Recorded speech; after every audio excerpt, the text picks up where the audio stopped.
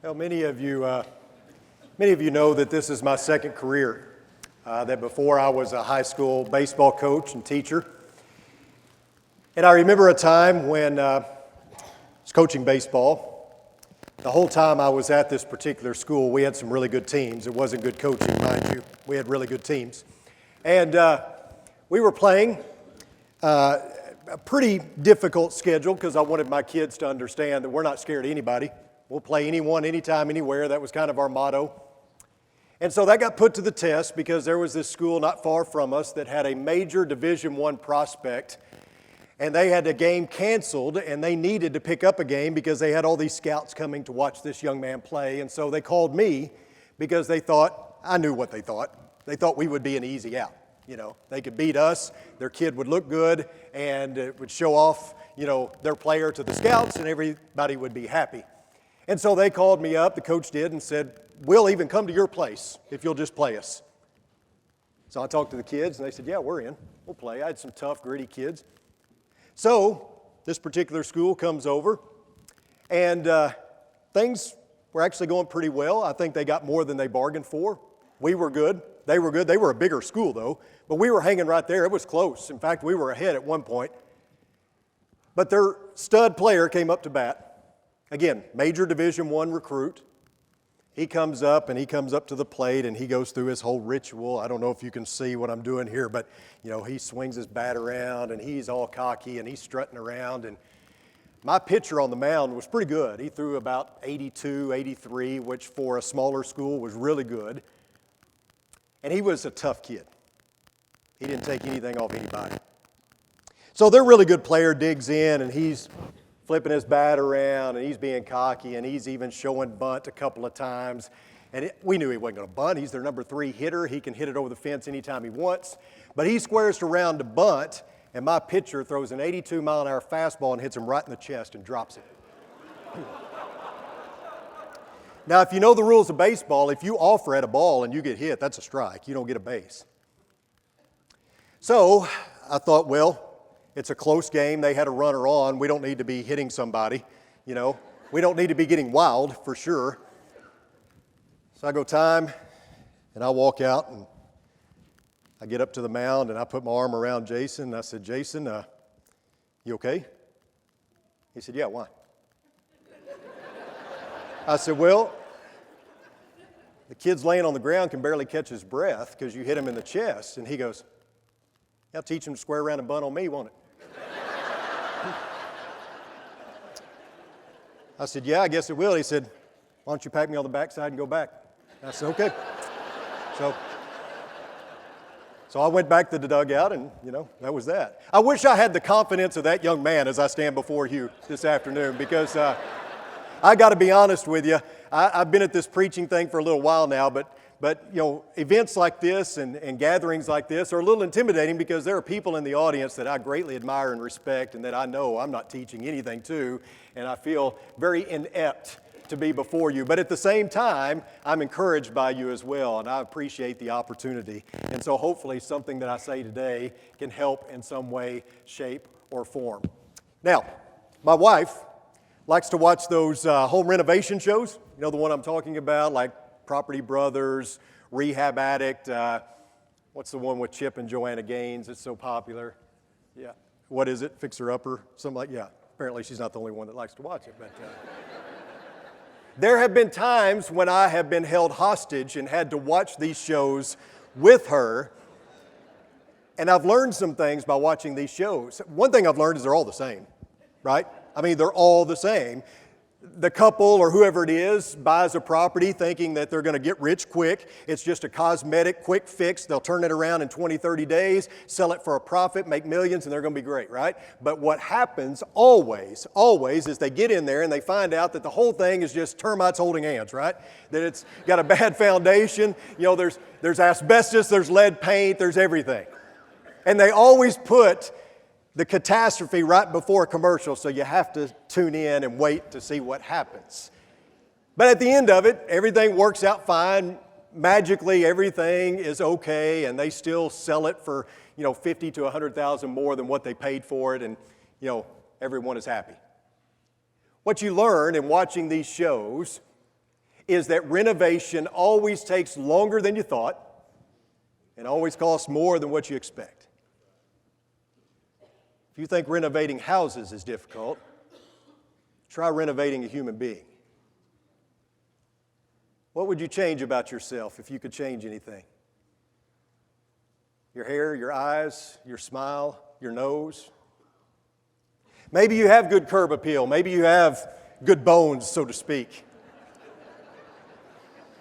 Maybe it's something else you would like to change. Maybe you'd like to change an impatient demeanor. Maybe you've got a short fuse. Maybe you would like to, maybe you'd like to change the fact that you find it way too easy to turn to things that are immoral, things that keep you from being as close to God as possible. If we know anything about the human nature, we know that change is slow, if at all. With that in mind, let's read. Therefore, everyone who hears these words of mine and acts on them may be compared to a wise man who built his house on the rock. And the rain fell, and the floods came, and the winds blew and slammed against that house, and yet it did not fall. For it had been founded on the rock. Everyone who hears these words of mine and does not act on them will be like a foolish man who built his house on the sand. The rain fell, and the floods came, and the winds blew and slammed against that house, and it fell. Its fall was great. When Jesus had finished these words, the crowds were amazed at his teaching, for he was teaching them as one having authority and not as their scribes. It may sound silly, but you know what story comes to mind? And maybe it's the same way with you. The three little pigs.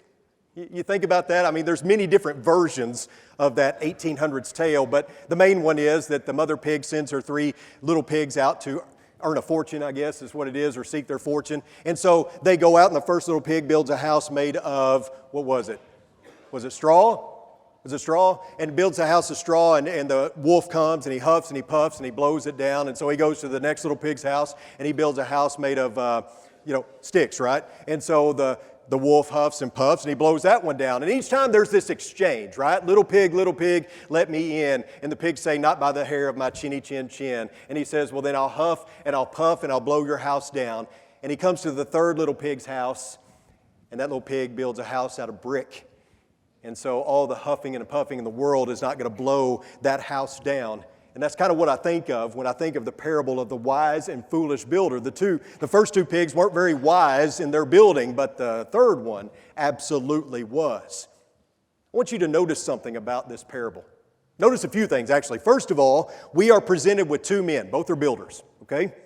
Both have the same desire. Both want to build a house in which they can dwell in, and a house that will keep them safe from the elements. They wanted the same thing. They thought about the same thing. They were interested in the same thing. Their house building ideas seemed to be the same. I think we can rightly conclude that both men built basically the same type of structure. And at this point, one might look at both houses and not really be able to tell much of a difference. But there's more than meets the eye, right? What is the main difference between the two houses? And before you say the foundation, look with me. Verse 26. Everyone who hears these words of mine and does not act on them will be like a foolish man who built his house on the sand. The difference between the two houses and the reason that the one built on the sand fell is not because of the foundation, at least not in the beginning. It's because the foolish builder refused to consult the wise architect. He didn't listen to the wise architect. He had his own plans for building, and he refused to follow the blueprint because that's what the foolish builder does. He doesn't listen to instruction. He doesn't pay attention to building codes that govern proper construction. Constructing a house is a serious undertaking, right? And so you get with an architect and you consult the blueprints and you make sure that you're building it according to code. And the foolish builder doesn't do that because the foolish builder doesn't have time for instructions. Instructions are for people who don't know what they're doing. That sound familiar, guys? Ladies, you heard your husband say that on Christmas morning as he's putting together the kids' toys. On the other hand, you have the wise builder who is the exact opposite. The wise builder constructs a house built on the code that is given by the divine architect. The construction of a house, again, is a serious matter. And so a man who is so anxious to build should never merely think in terms of having a roof over his head. He digs deep into the foundation to make sure that he has a secure structure. He observes carefully the blueprints, making sure that he is building a structure that will stand. That's why he consults architects. The architect draws up the plans, the specifications. Since the wise man is careful about doing things the right way, he listens to instruction. He's well aware of what he doesn't know. And he is described in James chapter 1. Therefore, putting aside all filthiness and all that remains of wickedness, in humility receive the word implanted, which is able to save your souls. But prove yourselves doers of the word and not merely hearers who delude themselves. For if anyone is a hearer of the word and not a doer, he is like a man who looks at his natural face in a mirror. For once he has looked at himself and gone away, he has immediately forgotten what kind of person he was. But one who looks intently at the perfect law, the law of liberty, and abides by it, not having become a forgetful hearer, but an effectual doer, this man will be blessed in what he does. You see the difference? You kind of hear the words of Jesus echoing as you read that. What's the difference between the wise and foolish builder? The same that's the difference between a hearer and a doer. The foolish builder just listens, maybe he doesn't even listen. But he listens and he goes off and does his own thing. Yeah, I hear you. I know what I'm doing. The wise builder says, I hear you, and you've got something to offer because you know more about this than I do. And I need to pay attention. I need to set aside my foolish pride. I need to listen to the voice of God because I need it to be the loudest in my life. Let me ask you, how far is heaven? You look kind of confused, so let me ask you again. How far is heaven? And maybe you think, well, I don't know. It's up there somewhere. I don't know. May I suggest to you that heaven is 18 inches away. That's the distance from your head to your heart. Because at the end of the day, who cares how much you know if you're not doing anything with it? I know people who know the Bible like the back of their hand. They could quote entire books of the Bible, but they're not living it, so who cares? I don't care how academically inclined you are when it comes to Bible study. I don't care how much you know or think you know. If you're not living it, then what's it matter? It doesn't matter how much you know. It's what you do with what you know, right? I think that's what James is getting at when he talks about a hearer and a doer. Plenty of people hear the Word of God. Plenty of people read it, they study it, they memorize it, they can recite it on command, but do they live it? Has the knowledge traveled the 18 inches required to reach their heart so that they are effectual doers? That's the key. At some point, hearing must turn into doing. At some point, all the listening requires action. That's what James is getting at. I think that's what Jesus is getting at. The foolish builder listens, but he does nothing with what he hears. The wise builder takes the instruction to heart. He buries it deep inside of him. He receives it, implants it, allows it to change the way that he lives. He is wise enough to know that there's someone wiser, and he lets God be the loudest voice in his life. When it comes to building a better life, because by the way, I think that's what we're talking about here. When it comes to building or constructing a better life, we cannot be fooled by the finished product. Some people have built a structure that looks really nice. It is a massive structure that many people admire and maybe are even jealous of. It's a structure that may be built on wealth, on a career, on immorality, whatever. But if you could see past the outside, if you could see the foundation, there'd be cracks, there would be rotting. It's not solid, it's not secure. Through the parable of the wise and foolish builders, Jesus is making a staggering claim. It's an audience that he is talking to that includes us, and the claim is this: following the divine blueprint is the only the only way to build a safe and secure life. Unless you make Him the architect of your life and follow His spec sheet, you will never build anything but a house of ruin. You can expect nothing but destruction in the end. And of course, these words come as part of the famed Sermon on the Mount. In fact, they come at the end of the Sermon on the Mount, and I would suggest to you that they are a summary, really, of the Sermon on the Mount. Jesus is tying it all together here. And He's confronting His audience with a decision. Will you build your life according to code, or will you build it on your own terms? What's it going to be? Are you going to build your life according to the specifications of the wise architect, or are you going to dismiss the divine blueprint? Are you going to be one who does the will of the Father who is in heaven, or are you going to be surprised on the day of judgment to hear those words, I never knew you, depart from me, you who practice lawlessness? Are you going to walk the narrow path, or are you going to travel down the path of destruction? Are you going to put the golden rule into practice, or are you going to go down the broad road of destruction? Are you going to turn the other cheek? Are you going to go the extra mile? Are you going to stop worrying about how others treat you and just return love? Are you going to be someone who seeks to not judge others but look inwardly first? You're going to stop worrying about your physical needs and have faith that God will take care of you? Will you choose God or wealth because you can't serve both? Will you pray? Will you give honor to God rather than seeking honor from men? Will you love your enemy? Will you make amends with your fellow brother so that you can worship properly?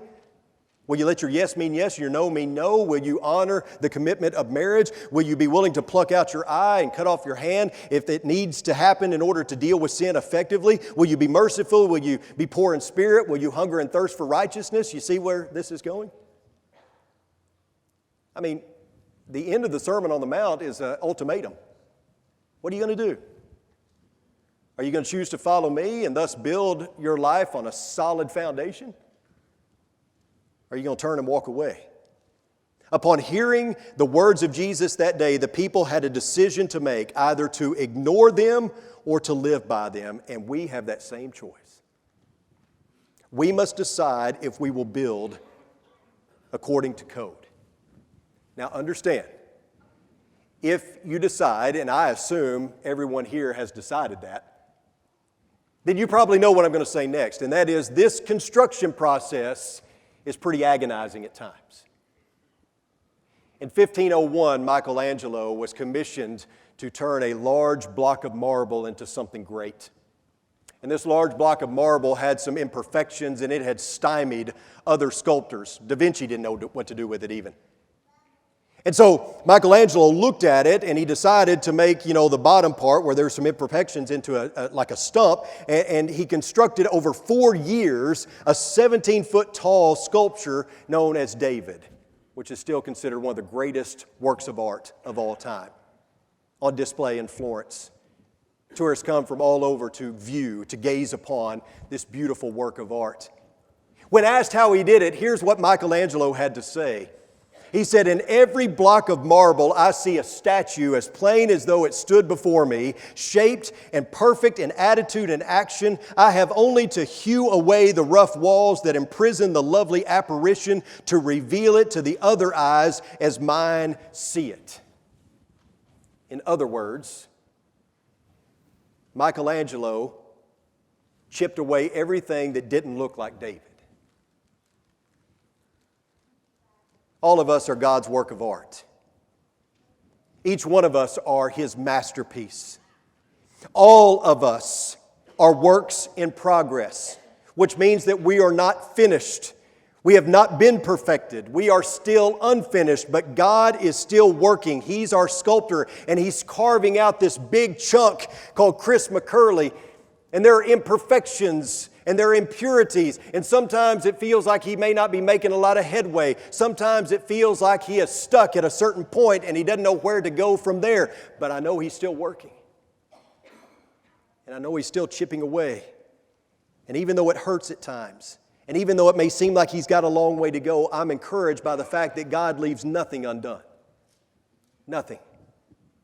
What God starts, He finishes if we let Him. And do you know what we call this?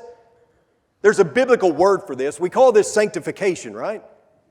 This process of progress, this construction process that we are all going through is called sanctification. And this doesn't happen overnight. It's an ongoing kind of thing. You see, we are all a construction zone. And construction zones are not places of contentment, as you know. They're noisy, they're messy. There's delays, there's frustration. But I can imagine that to the head engineer, it may be a place of beauty because he sees the finished product in his mind. He knows what's coming at the end.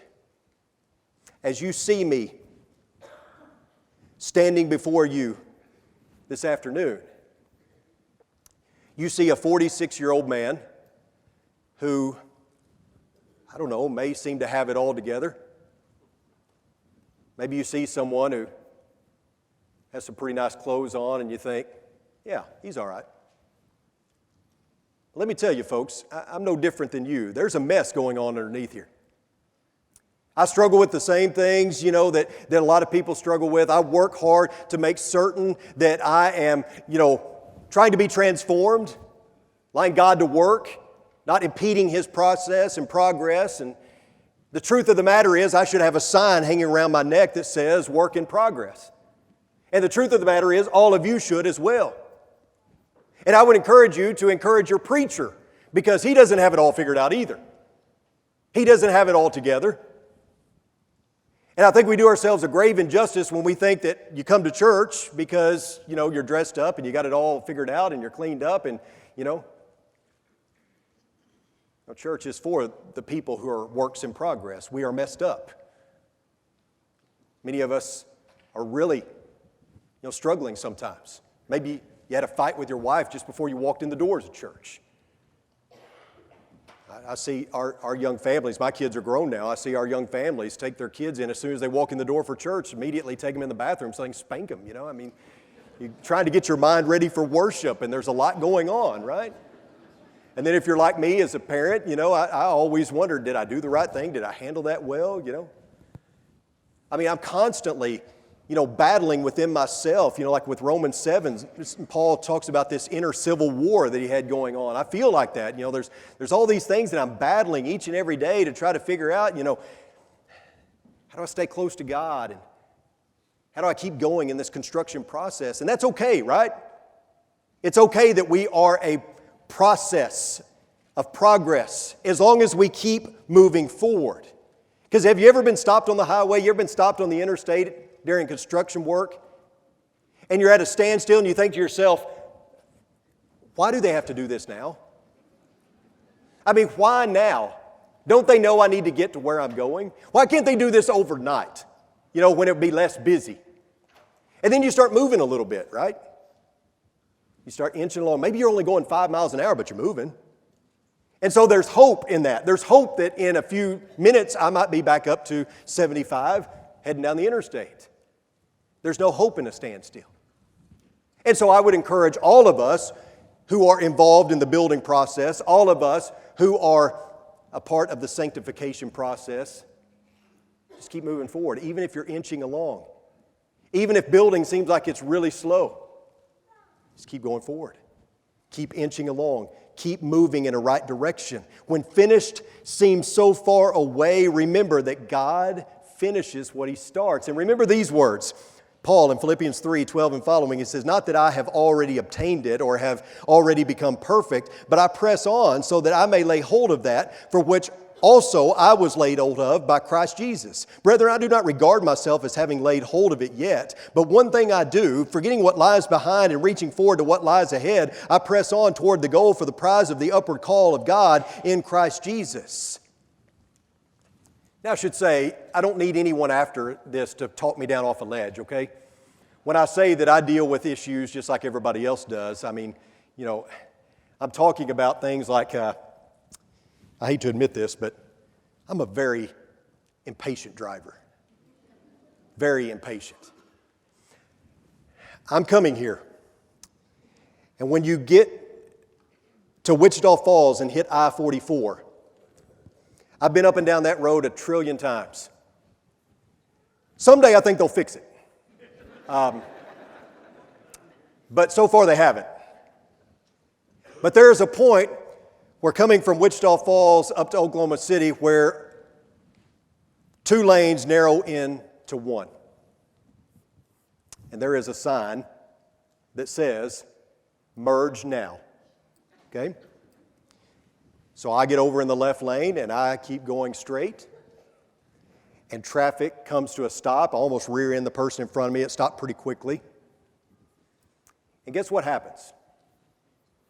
Everybody on the right is whizzing by me so that they can get to the front and then turn their blinker on and get in. And you know what I do? Yeah, nuh-uh.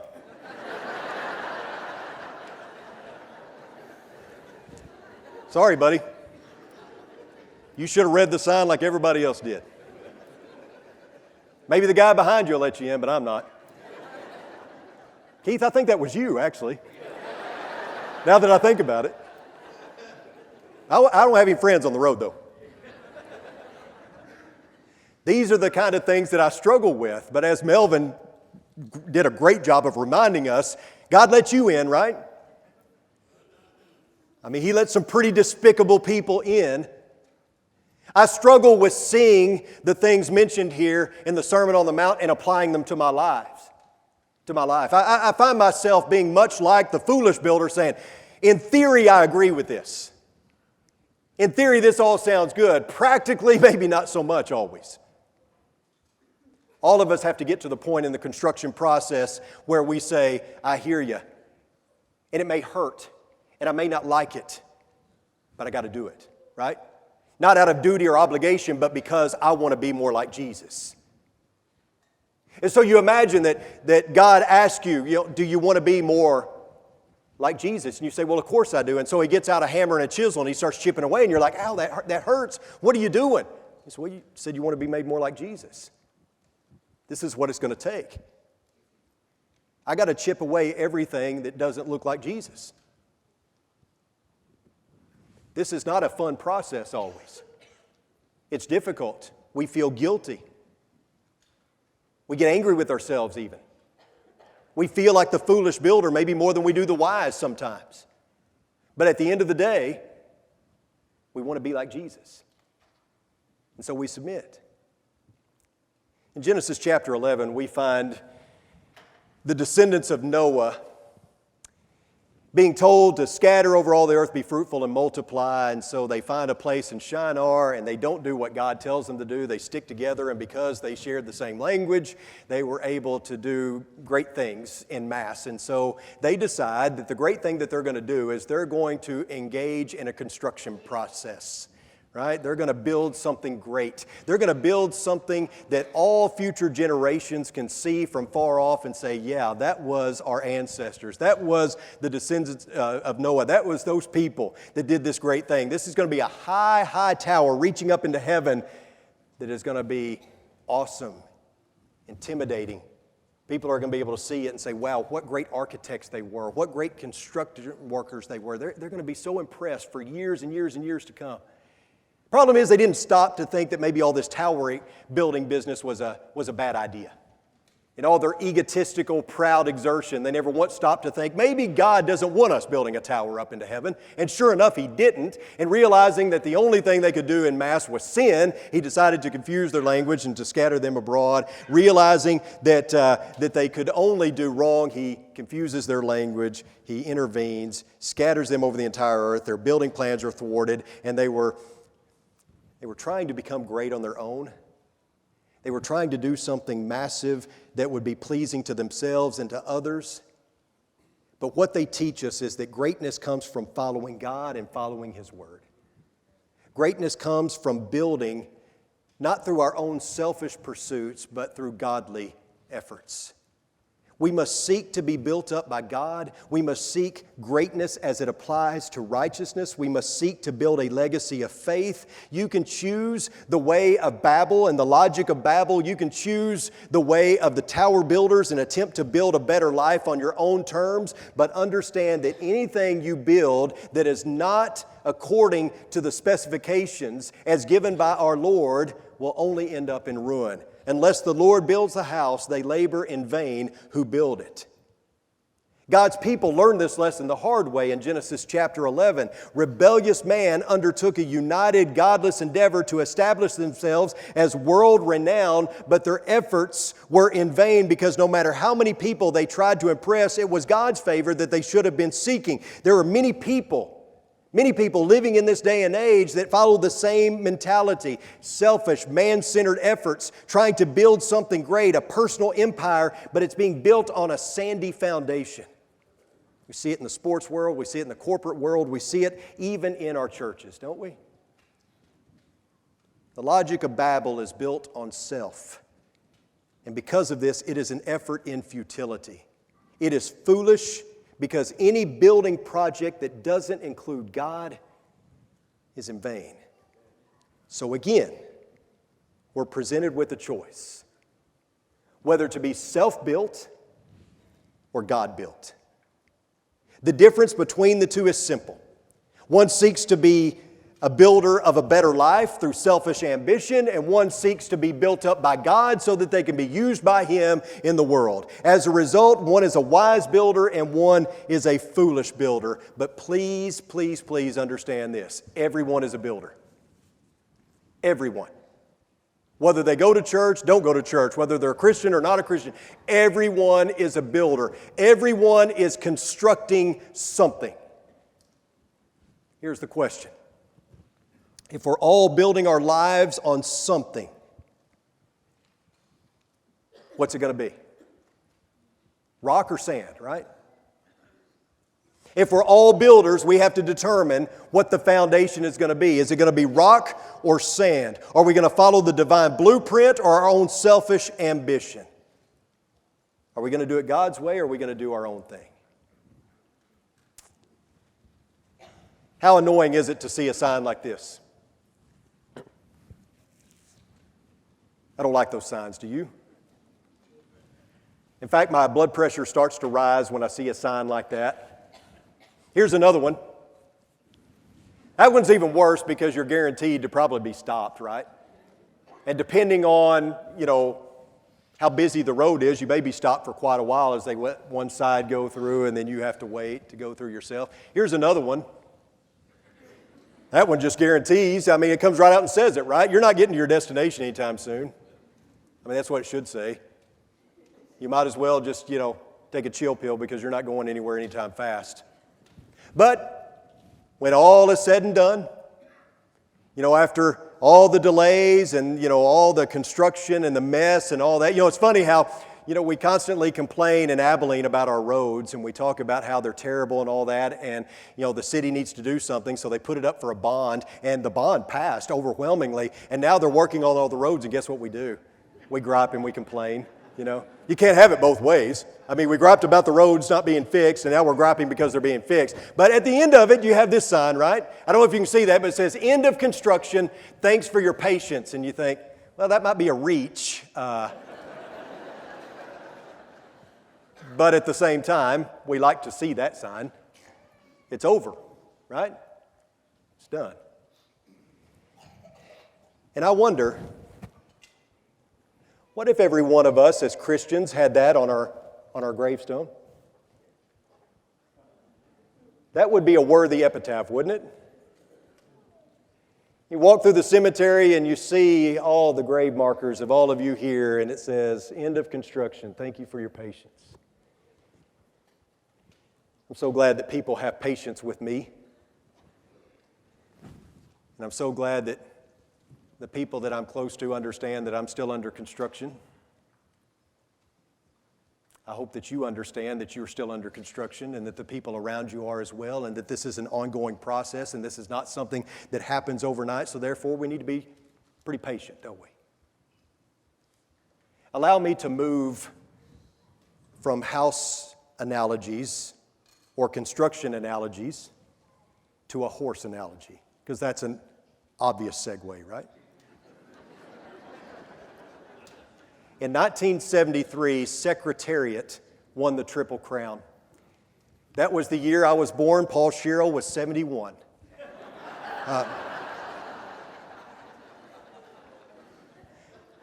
Secretariat won the Triple Crown, and he did it in unprecedented fashion. He won the Belmont Stakes by 31 lengths. He set new records all along the way. With each phase of the race, he got faster and faster. That 1.5-mile course, he got faster with each phase, and his trainer said that if there had been another lap, he would have accelerated to such a high rate of speed, his heart would have literally exploded. I want that to be us. I want that to be every one of you. I want us to be growing, and I want us to be racing, and I want us to be running towards the finish line so that when we get there, we're going at such an accelerated pace that our heart is about to explode. I want all of us to be climbing, to be moving, to be building, so that when all of this is said and done, we reach the finish line, we cross, and we fall into the arms of our Lord completely and totally exhausted.